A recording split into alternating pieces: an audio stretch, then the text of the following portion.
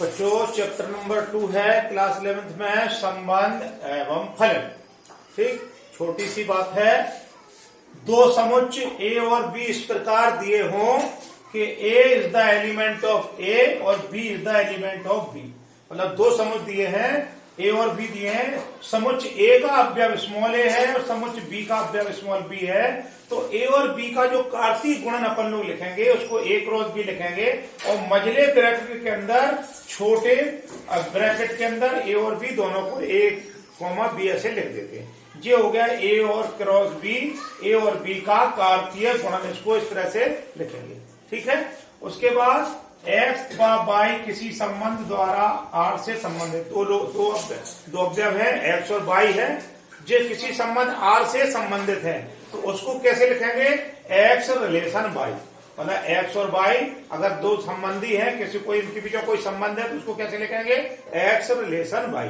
तो इसकी प्रश्नावली 2.1 का पहला क्वेश्चन है, यदि x upon 3 plus 1 x upon 3 plus 1 comma y minus 2 upon 3 y minus 2 upon 3 बराबर 5/3 कॉमा 1/3 5/3 कॉमा 1/3। तो x और y के मान हमें क्या करना है? ज्ञात करना है। इसमें x और y के मान ज्ञात करना है। एक कृमित युग्म j है, दूसरा कृमित युग्म j है। तो नियम होता है जब दो कृमित युग्म आपस में बराबर हों तो पहले कृमित युग्म का पहला अवयव दूसरे कृमित युग्म के पहले अवयव के बराबर होता है, बराबर 5/3। और पहले कृमित युग्म का दूसरा अवयव दूसरे कृमित युग्म के दूसरे अवयव के बराबर होता है जब दो कृमित युग्म आपस में बराबर हो। तो इसके बराबर हमने ये कर दिया, इसके बराबर ये कर दिया। एक्स और वाई के मान निकालने में क्या प्रॉब्लम है? x अपॉन 3 बराबर 5/3 माइनस के 1। तो x अपॉन 3 बराबर 3 एलसीएम ले लो, 5 माइनस 3 एकम 3 बराबर 2/3। ठीक है। तो x अपॉन 3 बराबर 2/3, 3 से 3 कैंसिल हो गए तो x बराबर 2। इसी प्रकार इसको कर लो। यहां पर y बराबर 1/3 प्लस 2/3।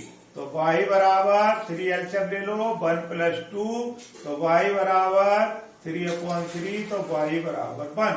तो पहले क्वेश्चन में हमको x और y का मान ज्ञात करना था जब दो कृमित युग्म आपस में बराबर दिए थे। ठीक है। दूसरा क्वेश्चन है, क्वेश्चन प्रश्नावली 2.1 एनसीईआरटी बुक का दूसरा क्वेश्चन है, क्वेश्चन नंबर 2 है, यदि समुच्चय ए में 3 अवयव हैं एन ए में अवयवों की संख्या कितनी है? 3 है, तथा बी में, और बी बराबर दिया है, समुच्चय बी बराबर हमको दिया है 3 4 5 3 4 5। इसका मतलब ये हो गया कि बी में भी अवयवों की संख्या कितनी हो गई? 3 हो गई। घुमा के दिया है, ए में तो केवल अवयवों की संख्या दी है और समुच्चय बी दिया है तो अपन ने उसकी अवयवों की संख्या अपन ने निकाली। ए क्रॉस बी में अवयवों की संख्या ज्ञात करो। तो ए क्रॉस बी में अवयवों की संख्या ज्ञात करना है। सीधी सीधी बात होती है, एन ए और एन बी का गुणा कर दो। तो ए क्रॉस बी में अवयवों की संख्या हो गई N A cross N B बराबर 3 इंटू 3 बराबर 9। तो ए क्रॉस बी में जो अवयवों की संख्या हो जाएगी वो कितनी हो जाएगी? 9 हो जाएगी। क्लियर हो गया। इसके बाद आ जाइए क्वेश्चन नंबर 3। तो क्वेश्चन नंबर 3 है जो आपका प्रश्नावली 2.1 का, जी बराबर दिया है 7,8 और उसके बाद h बराबर दिया है 5 4 2। h बराबर दिया है 5 4 और 2। हमको g क्रॉस h और h क्रॉस g का मान ज्ञात करना है। g और h का कार्तीय गुणनफल ज्ञात करना है और h क्रॉस g का कार्तीय गुणनफल ज्ञात करना है। दोनों अलग अलग होते हैं। जी का एच में करेंगे तो अलग आंसर आएगा और एच का जी में करेंगे तो अलग आंसर आएगा। दोनों अलग अलग बातें होती हैं, ये मत सोचना कि दोनों एक ही चीज है। देखिए कैसे आएगा। सबसे पहले जी क्रॉस एच लिख लो। जी की वैल्यू कितनी है 7,8 क्रॉस 5 4 2। मझला ब्रैकेट लिख लो। मझले ब्रैकेट में क्रमित युग्म बना लेते हैं। 7 का क्रमित युग्म 5 के साथ तो 7,5। 7 का क्रमित युग्म 4 के साथ तो 7,4। 7 का क्रमित युग्म 2 के साथ तो 7,2। इसी प्रकार 8 का क्रमित युग्म 5 के साथ 8,5। 8 का क्रमित युग्म 4 के साथ 8,4। 8 का क्रमित युग्म 2 के साथ तो 8,2। जे बन गया जी क्रॉस एच। ठीक, अब आप निकाल लीजिए एच क्रॉस जी। तो एच की जगह लिख दीजिए पहले 5 4 2 क्रॉस 7 8। ये निकाल लीजिए। 5 का पहले 7 के साथ तो 5 7। 5 का 8 के साथ तो 5 8। फिर 4 का 7 के साथ तो 4 7 4 8 2 7 2 8। तो ये बन गया एच जी, एच क्रॉस जी। इस तरह से हम लोग क्या निकालेंगे कार्तीय गुणन निकाल देंगे। प्रश्नावली 2.1 का क्वेश्चन नंबर ये था 3rd। क्वेश्चन नंबर 4th पर आ जाइए।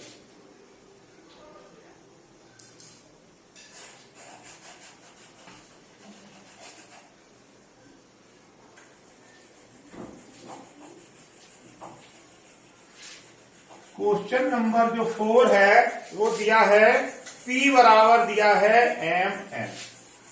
P बराबर दिया है mn और Q बराबर दिया है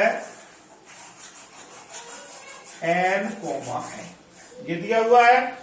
और संबंध दिया है P क्रॉस Q बराबर हमको दिया है m n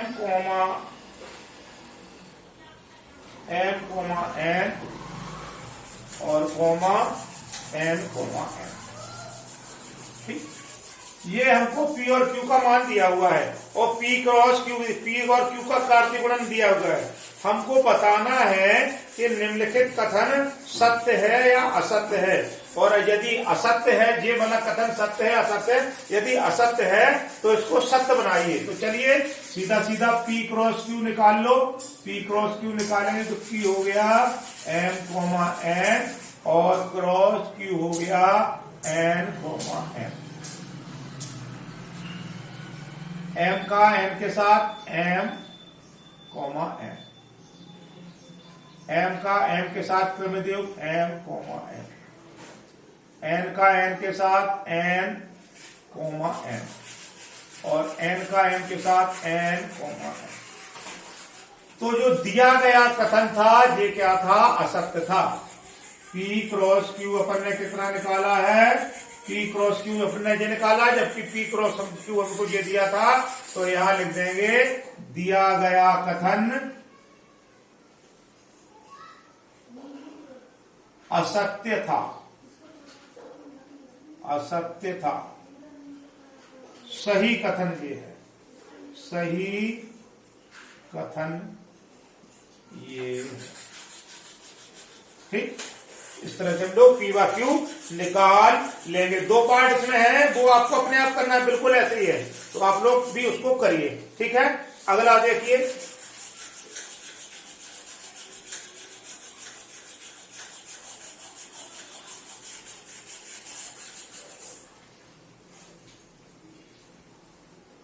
अगला क्वेश्चन है वो थोड़ा सा लंबा है और समझने वाला है। समझ जाओ तो ठीक है, नहीं समझ जाओ तो फिर दोबारा समझो। समझना तो पड़ेगा ही। कैसा है आता है ये ए क्रॉस ए तीन बार क्रमित गुणन पी क्रॉस बी, दो सवालों में से एक सवाल हमेशा आता है। तो क्वेश्चन नंबर 5 इंपॉर्टेंट पूछा जाता है होम एग्जामिनेशन में। ए बराबर दिया है -1, एक समुच्चय ए बराबर दिया है -1 और -1, ये दिया होगा। हमको क्या ज्ञात करना है, फाइंड करना है ए क्रॉस ए, ये हमको क्या करना है, ज्ञात करना है। चलिए पहले हम लोग तो पहले इसको निकाल लें, पहले दो बार तो निकाल लें। ए क्रॉस ए निकाल लो, ए क्रॉस ए निकाल लो, -1, 1, क्रॉस का निशान -1, 1 निकालेंगे, क्रमितीन बना लेंगे। इस -1 का इस -1 के साथ बनाया तो -1, -1 पहला इसके साथ बनाया, ठीक है। अब इस -1 का इसके साथ बना लेंगे तो क्या बन जाएगा, -1, 1, इसका पहले इसके साथ, इसका इसके साथ। अब इसका इस वाले का इसके साथ तो ये बना लेंगे 1, -1, और इसका इसके साथ बनाएंगे तो क्या बन जाएगा 1, 1। ये हमने क्या निकाल लिया, ए क्रॉस ए। यहां तक क्लियर है, यहां तक क्लियर है तो आगे तो बिल्कुल क्लियर हो जाएगा। अब निकालेंगे ए, इस ए का गुणा ए क्रॉस ए में कर दो, ए क्रॉस ए, ठीक। तो ये ए का मान तो यही है हमारे पास -1, 1 क्रॉस ए का मान ये वाला रख दो, ए क्रॉस ए का मान रख दो -1, -1, और 1, -1 और 1, ठीक। अब क्या करेंगे, अब देखो इस 1 का पहले इसके साथ ले लो, 1 को इसके साथ ले लो, तो 1 को जैसे इसके साथ लेंगे तो -1, फिर ये दोनों -1, -1, ठीक है। अब इस -1 को इसके साथ ले लो, ठीक है, तो -1 और ये वाला -1 और 1। अब इसको इसके साथ ले लो, -1, 1 और -1। अब क्या करेंगे, अब इसको किसके साथ, इसके साथ ले लो, -1, 1 और 1, ठीक। इस -1 को इन चारों के साथ ले लिया।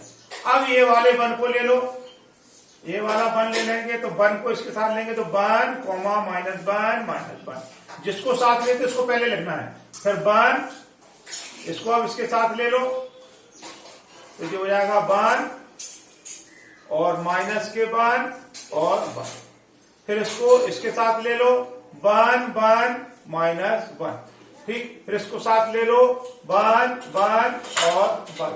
ये बन गया ए क्रॉस ए का क्रमित युग्म, ठीक है। इसको बिगाड़ने के बाद क्वेश्चन नंबर 6 पर आ जाइए। चलिए यहीं पर कर देते हैं क्वेश्चन नंबर 6। क्वेश्चन नंबर 6 है, ए क्रॉस बी का मान दिया है, ए क्रॉस बी बराबर आपको जो दिया है वो दिया है a, x, उसके बाद a, y, उसके बाद b, x, उसके बाद b, y, ये हमको a क्रॉस b का मान दिया है। तो a और b ज्ञात करना है, a व b, समुच्चय a व b ज्ञात करिए। हमको a क्रॉस b का मान दिया है, a और b का कार्तीय गुणन दिया है, हमको a व b के मान ज्ञात करना, समुच्चय ज्ञात करना। सीधी सीधी बात याद रखो, जो समुच्चय होगा, जो पहला अवयव होगा वो समुच्चय a का होगा। तो a पहला अवयव a है, अपन को मझले ब्रैकेट में रिपीट नहीं करके लिखते, तो 2 बार है तो 1 बार लिख लिया, फिर ये b है तो b लिख लिया, तो a, b, ठीक। और b का जो मान हो जाएगा वो बाद वाला होता, तो x, y, तो 1 बार ही लिखेंगे x, y। इस प्रकार से a और b के मान हम लोग लिख लेंगे। तो पहला अवयव होता है वो a का मान होता है, और जो दूसरा अवयव होता है वो b का मान होता है। तो इस तरह से हमने a और b के क्या कर लिए, मान निकाल लिए। क्वेश्चन नंबर 7, इसको बिगाड़ना पड़ेगा तभी क्वेश्चन नंबर 7 आपका हो पाएगा। क्वेश्चन नंबर 7 मुझको लग रहा है कुछ बड़ा सा सिद्ध करने वाला है, तो उसको भी निपटाते हैं। ठीक है, क्वेश्चन नंबर 7 को भी देखते हैं। क्वेश्चन नंबर 7 क्या कह रहा है?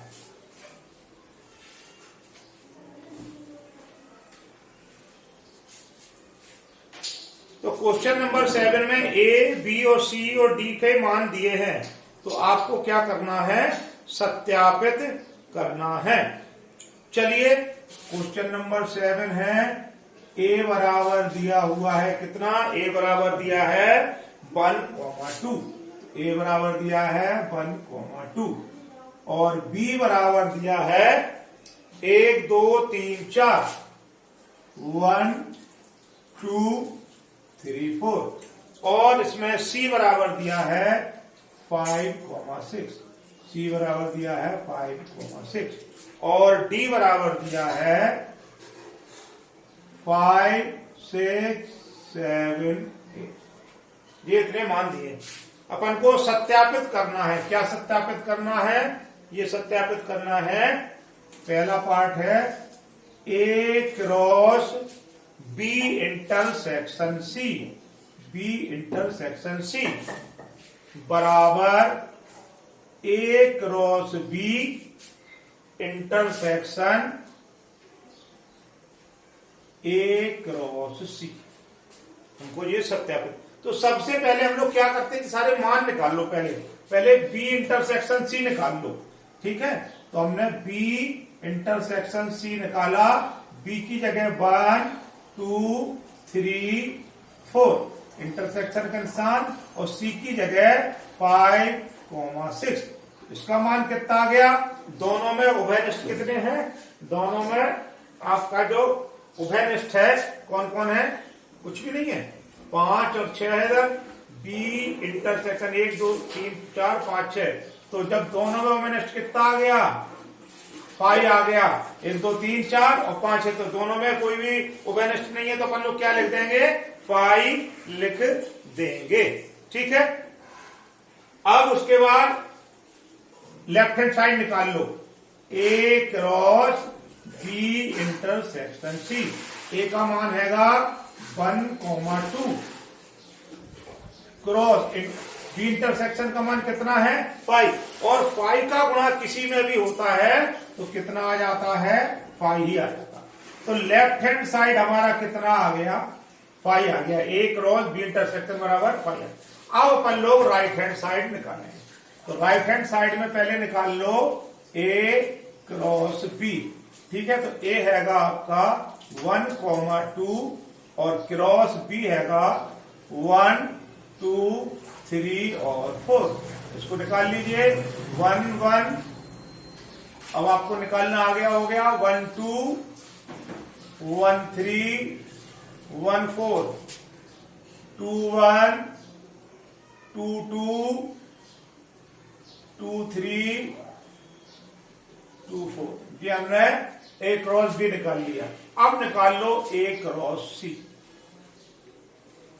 ए क्रॉस सी निकाल लो। ए क्रॉस सी में पहले लिख लो ए है हमारा 1,2 क्रॉस सी हमारा कितना है?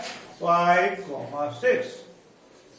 ठीक, इसको लिख लो 1 5 1 6 2 5 2 6। हमने क्या किया? राइट हैंड साइड में ए क्रॉस बी और ए क्रॉस सी निकाल लिया। राइट हैंड साइड लिख लो जरा। राइट हैंड साइड बराबर A cross B intersection A cross C. A cross B का मान यहां पर लिख लो 1,1 1,2 1,3 1,4 2,1 2,2 2,3 2,4 इंटरसेक्शन ए क्रॉस सी का मान लिख लो 1,5 1,6 2,5 2,6। ये लिख दिया। इनमें देखो कोई भी उभयनिष्ठ है? 1,5 1,6 इधर कहीं है? नहीं है। 2,5 2,6 की तरफ नहीं है। क्या हो गया यहाँ पर? 5।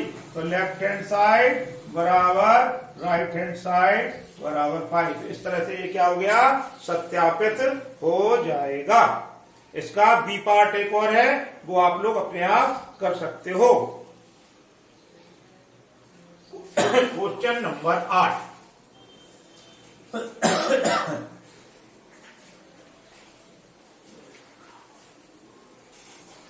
क्वेश्चन नंबर 8 देख लीजिए। क्वेश्चन नंबर 8 है, उन्होंने मान लिया कि ए बराबर दिया है 1 2, ए बराबर दिया है 1, 2, ठीक है, और बी बराबर दिया है 3 4, बी बराबर दिया है 3 और 4। तो ए क्रॉस बी में कितने उपसमुच्चय होंगे? ए क्रॉस बी में उपसमुच्चयों की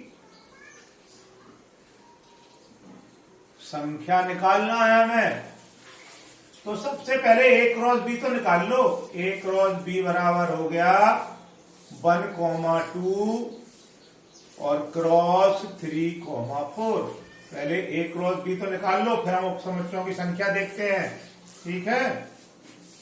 तो ये हो गई आपकी 1, 3, 1, 4, 2, 3, 2, 4।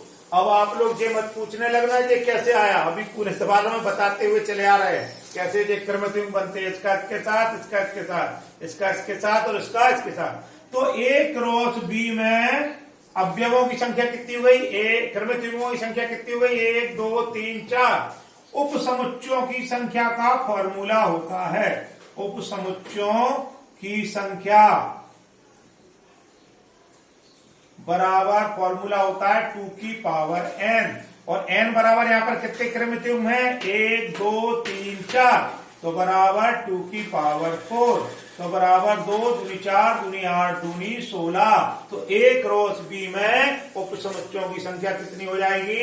16 हो जाएगी, ठीक है। लिखना नहीं है, लिख के नहीं देखना है, ठीक। अब क्या है क्वेश्चन नंबर 9। क्वेश्चन नंबर 9 देख लो भाई। क्वेश्चन नंबर 9 है, ए और बी दो समुच्चय है, एन ए बराबर 3 और एन बी बराबर 2। एन ए बराबर 3 और एन बी बराबर 2, ठीक है। तो यदि x1/2 z1 ए क्रॉस बी में है, तो ए क्रॉस बी में क्या क्या है? ए क्रॉस बी में है हमारे पास x, 1, y, 2 और z, 1 ये ए क्रॉस बी में है। क्वेश्चन नंबर 9 है, एन ए में 3 अवयव है, एन बी में 2 अवयव है, और एन ए क्रॉस बी में कितने हैं? ये है। तो ए और बी को ज्ञात करना है, ए और बी को ज्ञात करना है। तो ए बराबर आपका क्या हो जाएगा? हमने बताया था पहला वाला अवयव ए होता है, तो ए बराबर हो गया x/z, और बी बराबर होते हैं दूसरे वाले 1 2 1। तो समुच्चय में मध्य ब्रैकेट में अवयवों को रिपीट नहीं करते, तो 1 2 और 1 को लिखेंगे नहीं क्योंकि रिपीट नहीं करते, तो 1 और 2। तो इस प्रकार से ए और बी के अपन लोग अवयव अलग अलग निकाल लेंगे। जहां संख्या दी थी हमें उनके अवयव निकालना थे, ठीक है। अब आपका क्वेश्चन नंबर बचा है 10, इसको नेक्स्ट वीडियो में बताएंगे, ठीक है।